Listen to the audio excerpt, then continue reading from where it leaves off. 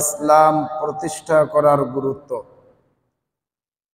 ইসলাম প্রতিষ্ঠা করার গুরুত্ব সম্পর্কে আলোচনা করার জন্য আপনাদের সামনে সূরা শুরার 13 নম্বর আয়াত তিলাওয়াত করা হয়েছে। আমরা এই আয়াতের আলোকে সরাসরি কোরআন থেকে শোনার জানার চেষ্টা করব যে ইসলাম প্রতিষ্ঠা করার কি পরিমাণ গুরুত্ব। আল্লাহর জমিনে তার দ্বীন প্রতিষ্ঠা করা ফরজ।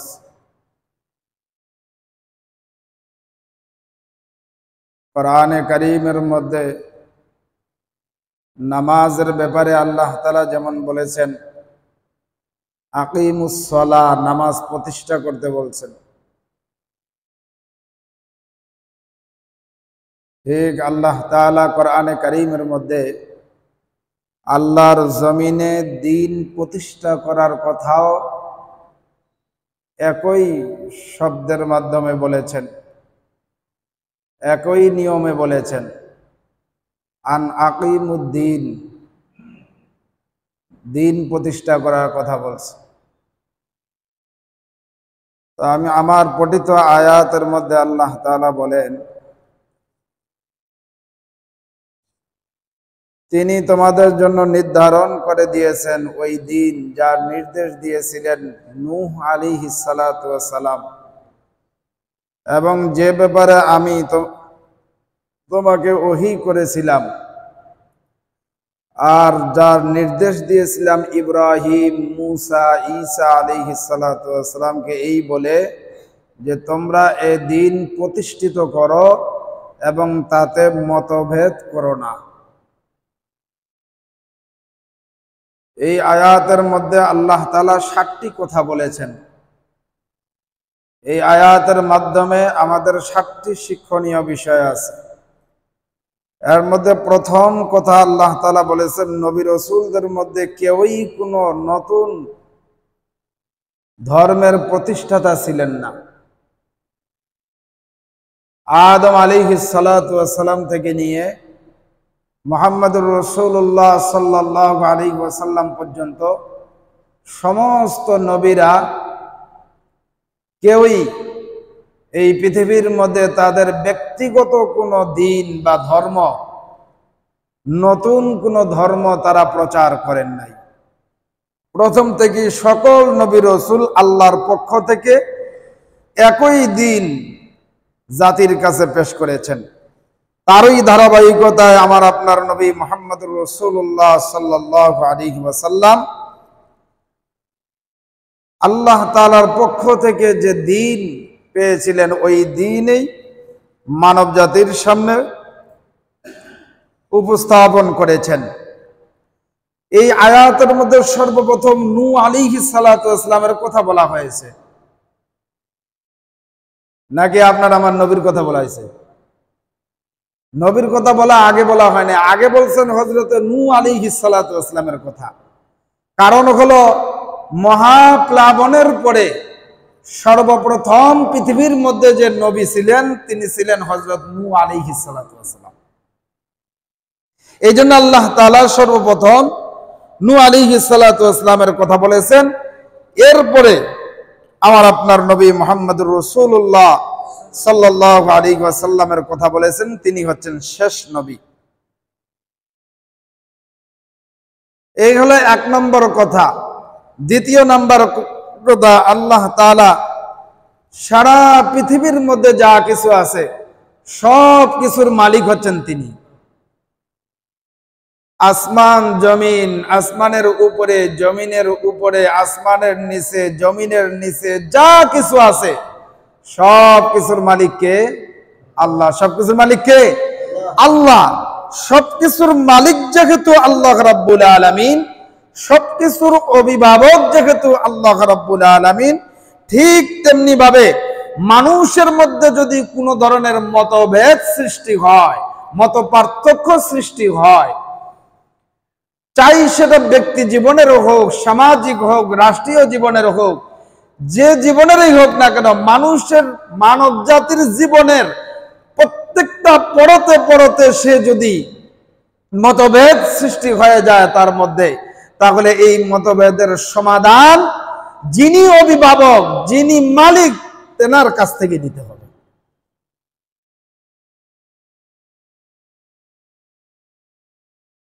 তার মানে হলো আপনার আমার জীবনে যত মতভেদ সৃষ্টি হবে, সমস্ত মতভেদ আল্লাহ রাব্বুল আলামিনের কাছ থেকেই নিতে হবে।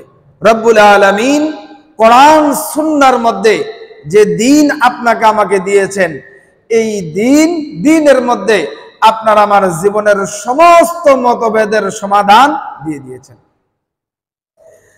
তাহলে বোঝা গেল যেহেতু মৌলিকভাবে আল্লাহ রাব্বুল আলামিন মালিক এবং অভিভাবক এবং শাসক, আর মানুষের জন্য আইন ও বিধিবিধান প্রণয়নের অধিকার একমাত্র তারই। আর এভাবেই আল্লাহ রাব্বুল আলামিন পৃথিবীর শুরু থেকে নিয়ে আজ পর্যন্ত, আজ থেকে নিয়ে কিয়ামতের আগ পর্যন্ত তিনি দায়িত্ব পালন করে আসবেন। 3 নাম্বার কথা হলো, সকল নবী রাসূলদের জন্য দ্বীনের বিধান দেওয়ার সাথে সাথে আল্লাহ রাব্বুল আলামিন এই নির্দেশও দিয়েছেন, আকিমুদ্দিন, অর্থাৎ তোমরা দ্বীনকে কায়েম করো। এই শব্দের দুটি অর্থ হয়। এক নম্বর অর্থ হলো কায়েম করা, আর 2 নম্বর অর্থ হচ্ছে কায়েম রাখা। তো প্রথম যে শব্দটি সেটি হলো দ্বীন কায়েম করতে হবে, এরপরে দ্বীন কায়েম রাখা। সাধারণভাবে বোঝার চেষ্টা করেন, যে জিনিসটা সমাজের মধ্যে কায়েম নাই, তো কায়েম না থাকলে তো কায়েম রাখার যে প্রশ্নটা এটা তো আসে না, আসতে পারে? এটা তো আসতে পারে না, কারণ কায়েমই তো নাই, আর কায়েম রাখবেন কেমনে দেবে? তাহলে প্রথম নাম্বার দায়িত্ব হলো আল্লাহর জমিনে আল্লাহর দ্বীন প্রতিষ্ঠা করতে হবে, দ্বীন কায়েম করতে হবে। পাশাপাশি আল্লাহর জমিনে আল্লাহর দ্বীন কায়েম রাখা লাগবে। কায়েম করা এবং কায়েম রাখা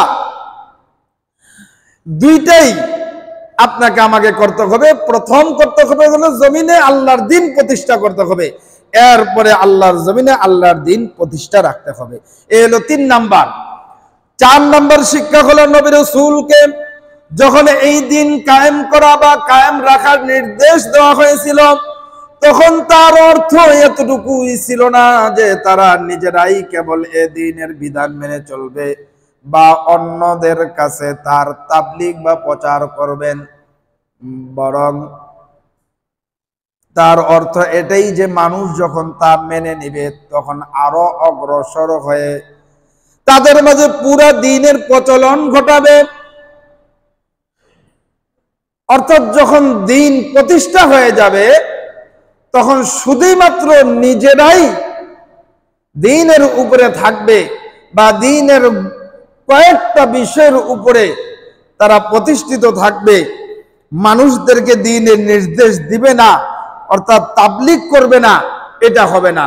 দ্বীন প্রতিষ্ঠা করার প্রচার এবং এটার প্রচেষ্টা চালাতে থাকবে। আর যখন দ্বীন প্রতিষ্ঠা হয়ে যাবে, পরিপূর্ণ দ্বীন যখন প্রতিষ্ঠিত হয়ে যাবে, তখন ওইটাকে কায়েম রাখার জন্য মানুষের মাঝে নিজেরাও কায়েম থাকবে, মানুষদেরকেও কায়েম রাখার জন্য প্রচেষ্টা করতে থাকবে।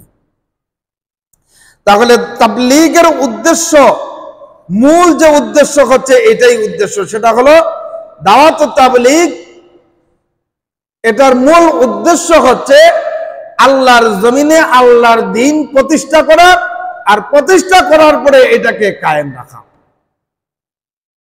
এটা হলো মূল স্তর, মৌলিক বিষয় দাওয়াত ও তাবলীগের। এই হলো 4 নাম্বার। 5 নাম্বার হলো শরীয়তের আদেশ নিষেধ এবং বিধিবিধানকে সুস্পষ্ট ভাষায় এই আয়াতের মধ্যে আল্লাহ তাআলা দ্বীন বলেছেন। দ্বীন, শরীয়তের আদেশ নিষেধ যত বিধিবিধান আছে এটাকে আল্লাহ তাআলা দ্বীন বলছেন।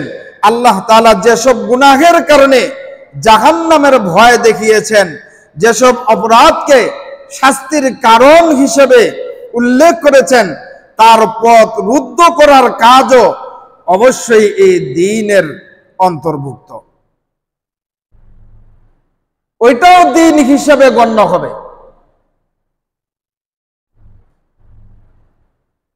যে সমস্ত গুনাহের কারণে আল্লাহ তাআলা জাহান্নামের ভয় দেখিয়েছেন, জাহান্নামের আযাবের কথা বলেছেন, ঠিক তেমনি ভাবে সমস্ত অপরাধকে শাস্তির কারণ হিসেবে উল্লেখ করেছেন। তার পথগুলোকে বন্ধ করে দেওয়ার জন্য, সমস্ত অপরাধের পথ বন্ধ করে দেওয়ার জন্য যে প্রচেষ্টা আপনি আমি করব, ওইটাকেও দ্বীনের অন্তর্ভুক্ত করা হয়েছে। কারণ হলো কোরআন মুসলিম জাতির কুফরি শাসন ব্যবস্থার অধীনে থাকে, দ্বীনের কিছু বিধিবিধান মেনে চলতে শেখায় না। দ্বীনের শুধুমাত্র কয়েকটা বিষয়ের উপরে আমল করবেন, এটা দ্বীন বলে না, এটাকে পূর্ণাঙ্গ দ্বীন বলা হয় না। এই জন্য প্রকাশ্যে নিজের শাসন ও কর্তৃত্ব প্রতিষ্ঠা করতে হবে। সরকার ক্ষমতা ইসলামপন্থীদের হাতে থাকতে হবে। যদি ইসলামপন্থীদের হাতে সরকার ক্ষমতা না থাকে, তাহলে কি অবস্থা হবে? যে গুটি কয়েকটা মাত্র আমলের মাধ্যমে আপনি আমি নিজেদেরকে মুসলিম দাবি করলেও পরিপূর্ণ মুসলমান হতে পারবো না। এই জন্য আমার ভাইরা, পরিপূর্ণ দ্বীনের উপরে যদি আপনি আমি চলতে চাই, পরিপূর্ণ দ্বীনকে যদি আপনি আমি মেনে চলতে চাই, তাহলে অবশ্যই আপনাকে আমাকে, আপনার আমার হাতে ক্ষমতা লাগবে, ক্ষমতা লাগবে। যদি আপনি আমি, আপনার আমার হাতে যদি ক্ষমতা না থাকে, তাহলে অল্প কিছু আমল শুধুই মাত্র আপনি আমি করতে পারবো। কিন্তু রাষ্ট্রীয়ভাবে যে সমস্ত আমলগুলো আছে, রাজনৈতিক এবং অর্থনৈতিক ব্যবস্থাপনা ইসলামের বিধান অনুযায়ী যে পরিচালনার কথা বলা হয়েছে, আইন এবং কানুনের কথা যে বলা হয়েছে, চুরি করলে হাত কাটা যাবে যে বলা হয়েছে, সুদের ব্যাপারে যে বলা হয়েছে যে সুদের কোনো কারবার করতে পারবে না, এরপরে সুদের শাস্তির কথা যে বলা হয়েছে, যারা সুদের কারবার করে এদের বিরুদ্ধে যুদ্ধের কথা যে বলা হয়েছে, যুদ্ধ ঘোষণা করা হয়েছে, যে এই বিষয়গুলো ব্যভিচার এবং ব্যভিচারিণীর অপবাদে আরোপের জন্য হুদের শাস্তি জারি করার যে নির্দেশ দেওয়া হয়েছে, এসব নির্দেশ গুলো বাস্তবায়ন তখনই আপনি আমি করতে পারবো যদি আপনার আমার হাতে রাষ্ট্রীয় ক্ষমতা থাকে। রাষ্ট্রীয় ক্ষমতা না থাকলে এই আমলগুলো করতে পারবো না। আর এগুলো দ্বীনের অন্তর্ভুক্ত। আমরা তো শুধু মনে করেছি 5 ওয়াক্ত নামাজ পড়া এটা দ্বীনের অন্তর্ভুক্ত, শুধুই মাত্র একটু জিকির করব, কোরআন তেলাওয়াত করব, দান সদকা করব, আর যদি পয়সা হয় তো মক্কা মদিনা ঘুরে আসব। এই গুটি কয়েকটা শুধু রমজান মাস আসে রোজা রাখবো, এই অল্প কয়েকটা আমলের দ্বারাই মনে করেছি যে এটাই মনে হয় দ্বীন। এটা পূর্ণাঙ্গ দ্বীন নয়। এগুলোর পাশাপাশি আপনাকে আমাকে ব্যক্তি জীবন, পারিবারিক জীবন, সামাজিক জীবন, রাষ্ট্রীয় জীবনে আপনাকে আমাকে দ্বীন প্রতিষ্ঠা করতে হবে, কারণ ওগুলো দ্বীনের অন্তর্ভুক্ত। নামাজ যেমন দ্বীনের অন্তর্ভুক্ত, নামাজ যেমন প্রতিষ্ঠা করা ফরজ, ঠিক তেমনি ভাবে রাষ্ট্রীয় ক্ষমতায় দ্বীন প্রতিষ্ঠা করা ওইরকম ফরজ। এই জন্য আল্লাহ রাব্বুল আলামিন এই আয়াতের মধ্যে 5 নম্বর বলেছেন, শরীয়তের আদেশ নিষেধ এবং বিধিবিধানকে সুস্পষ্ট ভাষায় দ্বীন বলা হয়েছে। মানুষের প্রয়োজনীয় যত আইন ব্যবস্থা আছে, অর্থনীতি, রাজনীতি, শিক্ষানীতি থেকে নিয়ে যত নীতি আছে, সমস্ত নীতি হলো এই দ্বীনের অন্তর্ভুক্ত। 6 নম্বরে আল্লাহ রাব্বুল আলামিন বলেন, দ্বীন প্রতিষ্ঠার নির্দেশ দেওয়ার পর আল্লাহ তাআলা এই আয়াতের মধ্যে সর্বশেষ যে কথাটি বলেছেন, ওয়ালা তাতাফাররাকু ফি, যে তোমরা এই দ্বীনের ব্যাপারে মত পার্থক্য তৈরি করো না, মতবিরোধ তৈরি করো না। তার মানে হলো দ্বীনের যে সমস্ত আইন কানুনের কথা আল্লাহ তাআলা বলেছেন, যে বিধিবিধানের কথা আল্লাহ তাআলা বলেছেন, রব্বুল আলামিনের এই বিধিবিধান, রব্বুল আলামিনের এই আইনের ব্যাপারে তোমরা সত্যটাকে বিকৃত করে তোমরা তোমাদের নিজের ব্যক্তিগত বানানো আইনকে অর্থাৎ বানানো বিধিবিধানের আবিষ্কার তোমরা করো না। তার মানে হলো মানুষ রচিত যত আইন আছে, যত মতবাদ আছে দ্বীনের ব্যাপারে, আল্লাহ তাআলা যেগুলি বিধিবিধান দিয়েছেন এগুলোকে পিছনে ফেলে রেখে মানুষ রচিত আইন, মানুষের বানানো বিধিবিধানকে তোমরা এর দ্বারা রদ বদল করে পরিবর্তন করার ক্ষমতা তোমাদের নাই, পরিবর্তন করতে পারবে না।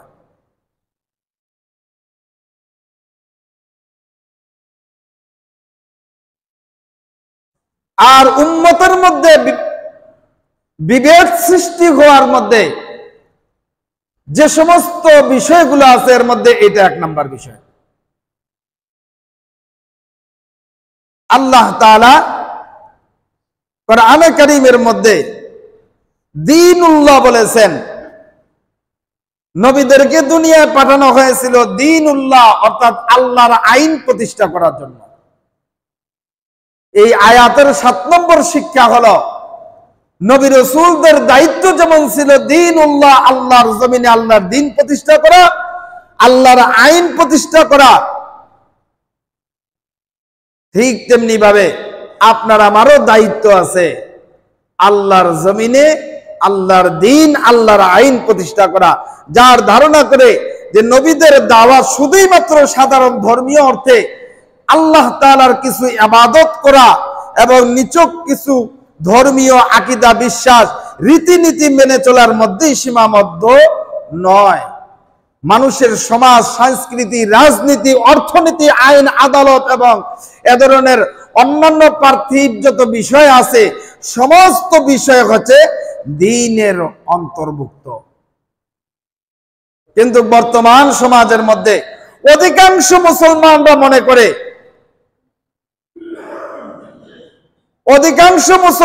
মনে করে, যে রাজনীতি, অর্থনীতি, আইন নীতি, আইন আদালত এগুলো দ্বীনের অন্তর্ভুক্ত না।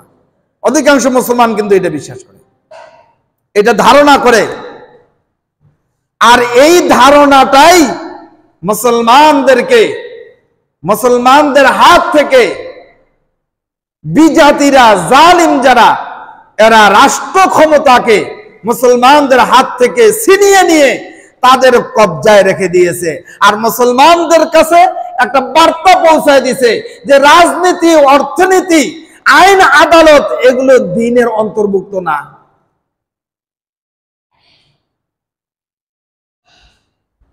এই ধারণা থেকে আপনাকে আমাকে অবশ্যই বের হয়ে আসতে হবে।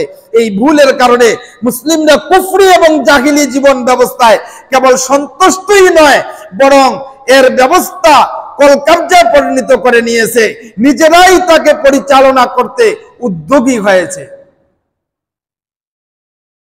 সারা পৃথিবীর সমস্ত মুসলমানরা তাদের একই অবস্থা। এই জন্য আল্লাহ রাব্বুল আলামিন বলেন, নামাজ, রোজা, হজ দ্বীনের অন্তর্ভুক্ত, ঠিক তেমনি ভাবে আইনের ভিত্তিতে দেশ এবং সমাজ ব্যবস্থা পরিচালনা করা তাও দ্বীনের অন্তর্ভুক্ত। এই জন্য কোরআনে কারীমের মধ্যে আল্লাহ তাআলা বলেন, ইন্নাদ দীনা ইনদাল্লাহিল ইসলাম। এই আয়াতের মধ্যে দ্বীনের প্রতি আনুগত্যের দাবি জানানো হয়েছে।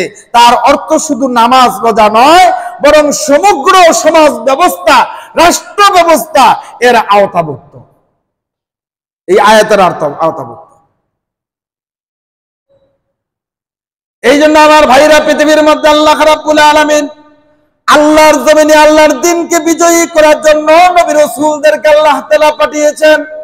কোরআনে কারীমের মধ্যে আল্লাহ তাআলা সূরা ফাতহের 28 নম্বর আয়াতের মধ্যে বলেন, হুয়াল্লাযী আরসালা রাসূলাহু বিল হুদা ওয়া দীনিল হাক্কি লিইয়ুযহিরাহু আলাদ-দীনি কুল্লিহি ওয়া কাফা বিল্লাহি শাহীদা।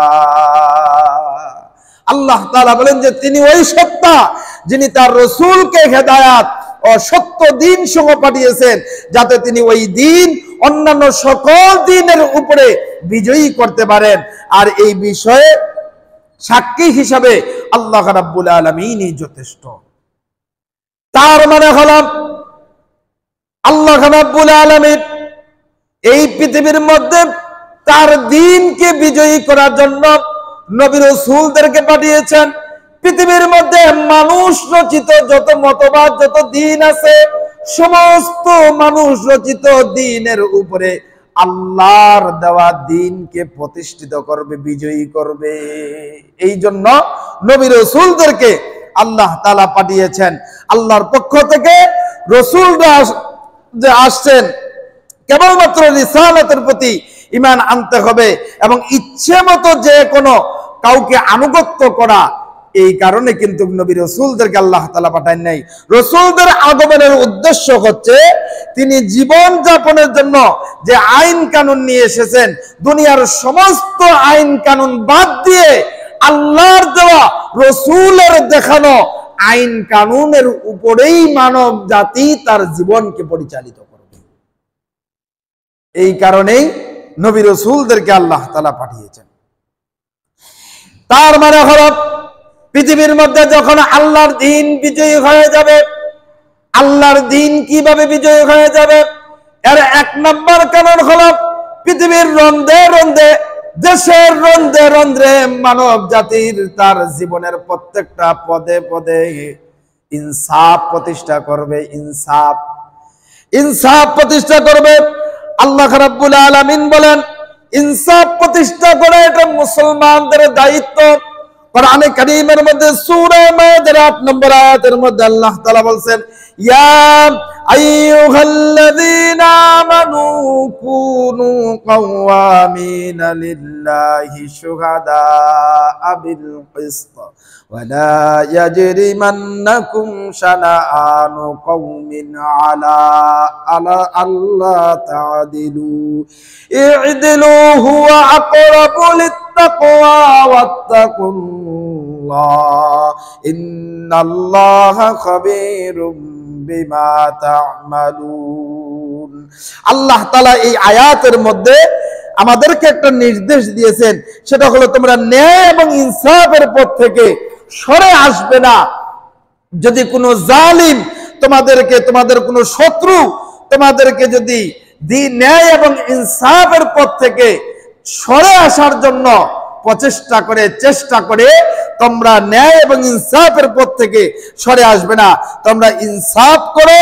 কারণ এই কাজটি আল্লাহ রাব্বুল আলামিনকে ভয় করার যে সবচাইতে নিকটতম যে কাজ, সেটি হচ্ছে আল্লাহ তাআলাকে ভয় করার একেবারে কাছাকাছি যে গুণটা, সেই গুণটাই হলো এই গুণ যে যত অন্যায় জুলুম নির্যাতন আসুক না কেন, তোমরা ন্যায় এবং ইনসাফের উপর থেকে এক চুল পরিমাণ বিচ্যুত হবে না, ন্যায় ইনসাফ থেকে ফিরে আসবে না। এরপরে আল্লাহ তাআলা বলেন ওয়াত্তাকুল্লাহ, আল্লাহকে ভয় করে, ইন্নাল্লাহা খাবীরুম বিমা তা'মালুন, তোমরা যা কিছু করতেছো আল্লাহ রাব্বুল আলামিন কিন্তু জানেন, দেখেন, ওনার কাছে খবর আছে। এই জন্য আমার ভাইরা, জালিমরা ইসলামী নেতৃত্ব দিতে পারবে না। পৃথিবীর মধ্যে যারা জালিম হবে, এই জালিমরা ইসলামী নেতৃত্বের উপযুক্ত হতে পারবে না। কোরআনে কারীমের মধ্যে আল্লাহ সূরা বাকারার 124 নম্বর আয়াতের মধ্যে বলেছেন, ওয়াইয বিতালা ইব্রাহিম রাব্বুহু বিকালিমাতিন ফাতাম্মাহুন্না ক্বালা ইন্নী জাইলুকা লিন-নাসি ইমামা ক্বালা ওয়া মিন যুররিয়াতি ক্বালা লা ইয়ানালু আহদিয যালিমিন। এই আয়াতের মধ্যে আল্লাহ তাআলা স্পষ্ট করে বলেছেন ক্বালা লা ইয়ানালু আহদিয জালিমিন। এই আয়াতে হযরত ইব্রাহিম আলাইহিস সালাতু ওয়াস সালাম আল্লাহ রাব্বুল আলামিনের কাছে দোয়া করেছিলেন। আল্লাহ তাআলা ইব্রাহিম আলাইহিস সালাতু ওয়াস সালামকে অঙ্গীকার দিয়েছিলেন, ওয়াদা দিয়েছিলেন যে তোমাকে আমি মানব জাতির নেতা বানাবো। বলেন তো ইব্রাহিম আলাইহিস সালাতু ওয়াস সালামকে মানব জাতির নেতা বানিয়েছিলেন কিনা? আমাদের নেতা না, আমাদের পিতা না, মানব জাতির পিতা তিনি। তো ইব্রাহিম আর পিতা মানে হলো অভিভাবক, নেতা মানেও হলো অভিভাবক। তো ইব্রাহিম আলাইহিস সালাতু ওয়াস সালাম দোয়া করেছিলেন আল্লাহ তাআলার কাছে, রব্বুল আলামিন আপনি আমার বংশধর হতেও মানুষের নেতা মনোনীত করুন। আল্লাহ তাআলা স্পষ্ট ঘোষণা করলেন, ক্বালা লা ইয়ানালু আহদিজ জালিমিন, আমার এই অঙ্গীকার, আমার এই ওয়াদা জালিমদের জন্য অন্তর্ভুক্ত নয়। তাহলে স্পষ্ট বোঝা গেল জমিনের মধ্যে যারা জালিম হবে, জালিমদের দোসর যারা হবে, জালিমদের সহযোগী যারা হবে, জালিমদের সমর্থনকারী যারা হবে, এরা কখনো ইসলামী দলের নেতৃত্বের উপযুক্ত হতে পারবে না। এরপরে আল্লাহ তাআলা বলেন, আল্লাহ রাব্বুল আলামিন মানব রচিত মতবাদের অনুসরণ করতে আপনাকে আমাকে নিষেধ করেছেন। আল্লাহ তাআলা কোরআনে কারীমের মধ্যে সূরা আনআমের 153 নম্বর আয়াতে বলেন, ওয়া আন্না হাযা সিরাতী মুস্তাকিমান ফাত্তাবিউ ওয়া লা তাত্তাবিউস সুবুলা ফাতাফাররাকা বিকুম আন সাবিলি যালিকুম ওয়াসাকুম বিহি লাআল্লাকুম তাত্তাকুন। আল্লাহ তাআলা এই আয়াতের মধ্যে স্পষ্টভাবে ঘোষণা করে দিয়েছেন যে আল্লাহ তাআলা বলেন যে তোমরা এরই অনুসরণ করো এবং অন্য কোনো পথের অনুসরণ করো না, যেই পথ আল্লাহ তাআলা তোমাদেরকে দিয়েছেন সরল সঠিক পথ, এই সরল সঠিক পথেই তোমরা অনুসরণ করো, এর বাইরে অন্য কোনো পথ তোমরা অনুকরণ করিও না। আর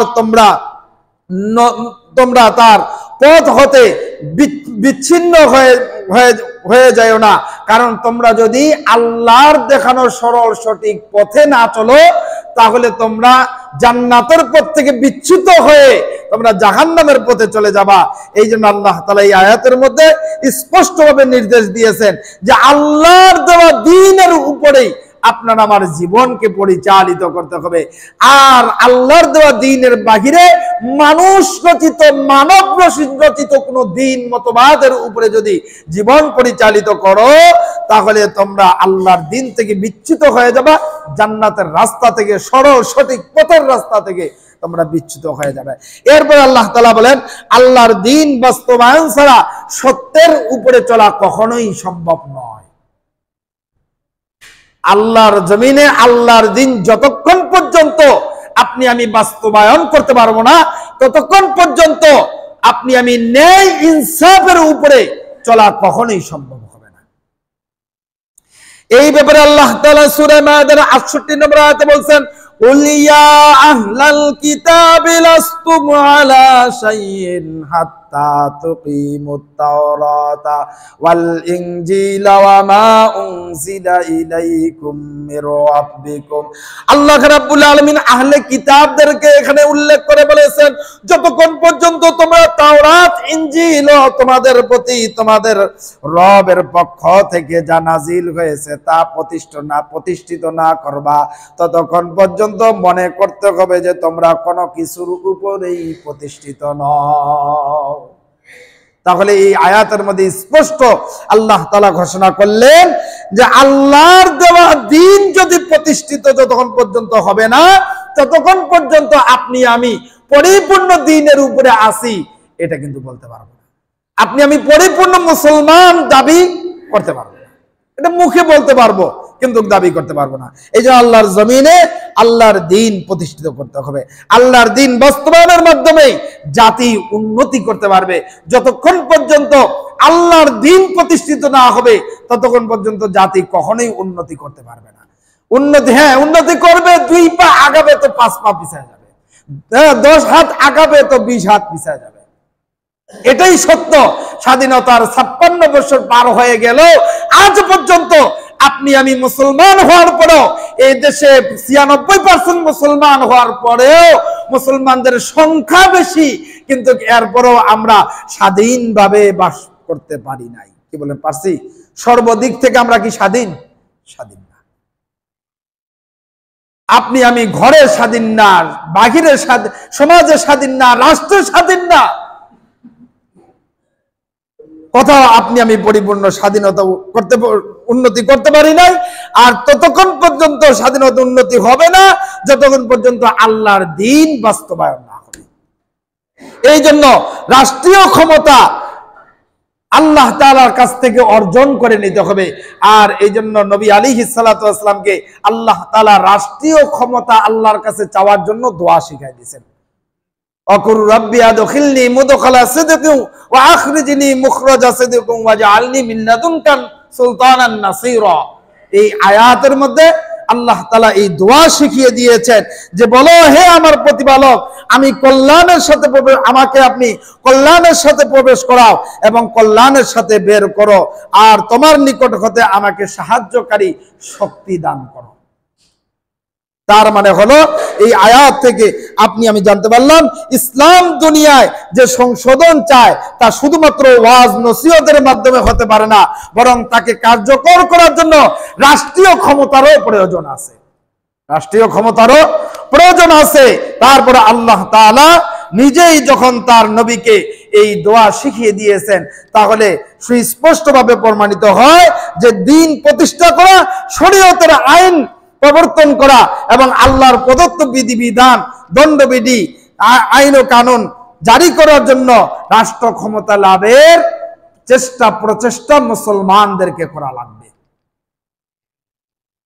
এটা নামাজ যেরকম ফরজ, ঠিক তেমনি ভাবে রাষ্ট্র ক্ষমতায় আল্লাহর বিধিবিধান, আল্লাহর দ্বীনকে আল্লাহর জমিনে পরিপূর্ণভাবে কায়েম করা, কায়েম রাখা, এটাও ঠিক তেমনি ভাবে ফরজ।